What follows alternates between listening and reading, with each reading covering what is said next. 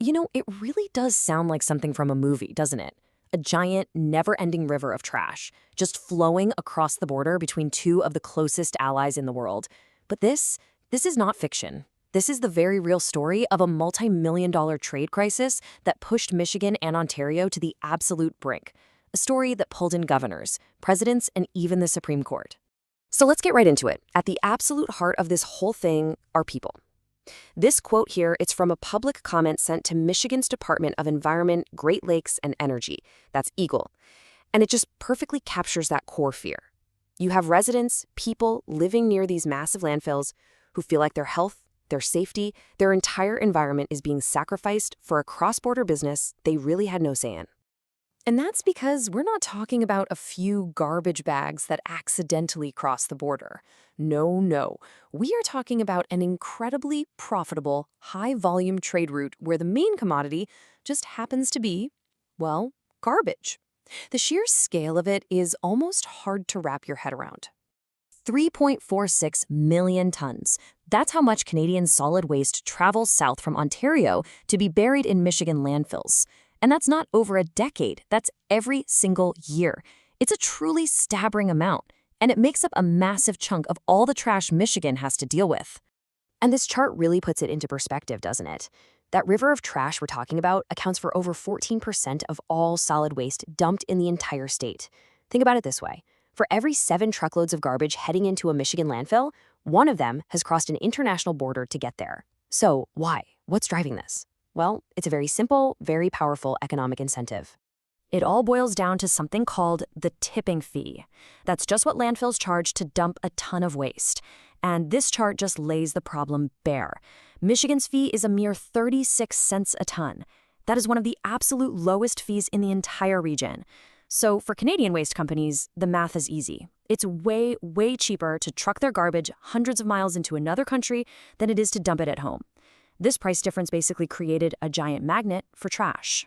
So Michigan's governor, Gretchen Whitmer, along with legislators like State Senator Jeff Irwin, decided they had to try and turn off that magnet. Their solution? A really bold, really aggressive legislative push that quickly got the nickname the trash tax. And they weren't messing around with some small change. The plan was to jack that 36-cent fee all the way up to $5 per ton. That is a jaw-dropping 1,288% increase. The idea was to completely wipe out the economic advantage for Canadian companies to ship their waste south. You see, this was really a two-pronged attack. First, make it so expensive that the Canadian trash stops coming. And second, take that new revenue, which they estimated at about $80 million a year, and use it to fund Renew Michigan. That's a state program designed to clean up contaminated sites and boost recycling efforts. But it never actually happened. The waste management industry, which, makes a lot of money from that high volume of Canadian trash, lobbied hard against it.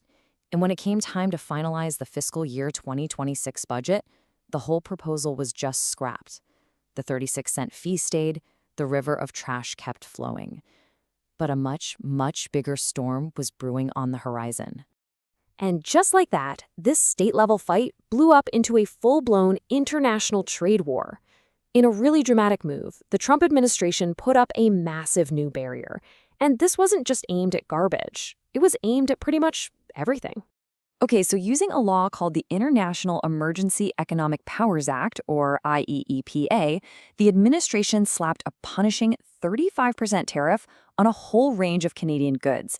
And as you can see from these tariff codes, all kinds of waste, from regular old municipal garbage to scrap metal, was suddenly reclassified and hit with this massive tax. Now, this created a situation that people started calling the transshipment trap. To avoid huge penalties, haulers had to prove their cargo was almost entirely from Canada.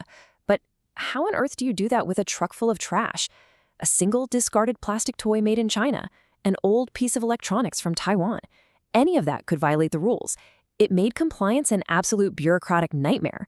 The whole industry just ground to a halt. Well, the business world wasn't just going to take this lying down. A whole coalition of companies got together, arguing that these tariffs were a totally illegal overreach of presidential power, and they took their fight all the way to the top, to the Supreme Court. The big case was Learning Resources, Inc. versus Trump.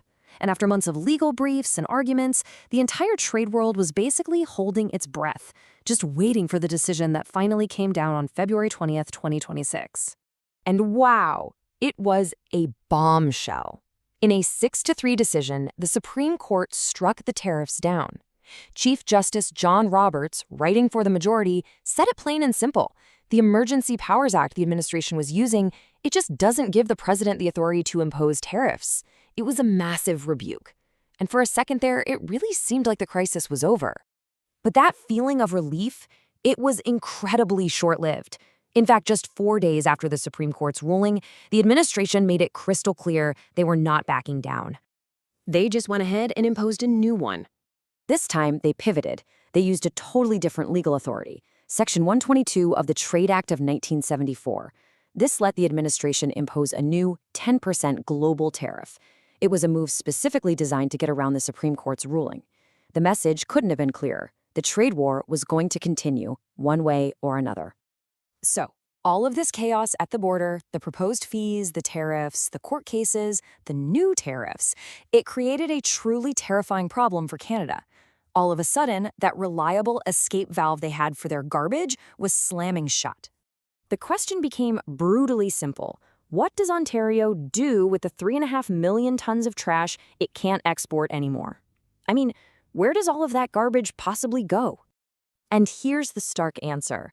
Experts ran the numbers and figured that if all that waste had to be handled at home, Ontario would completely run out of landfill space by 2034. And look, that's not some distant, far-off problem. That's an imminent environmental crisis. This crisis forced the Ontario government into total emergency mode. Premier Doug Ford's administration pushed through a really controversial piece of legislation called Bill 5. It was basically designed to fast-track the approval of a new megadump, the Dresden York 1 site, by skipping a lot of the usual time-consuming environmental reviews.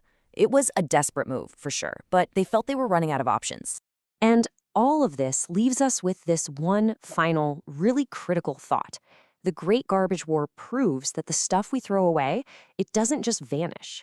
It flows through our economies, it becomes a commodity, sometimes a political weapon, and always an environmental liability. It forces you to ask, in a world as connected as ours, can anyone ever truly say that their trash is only their own problem?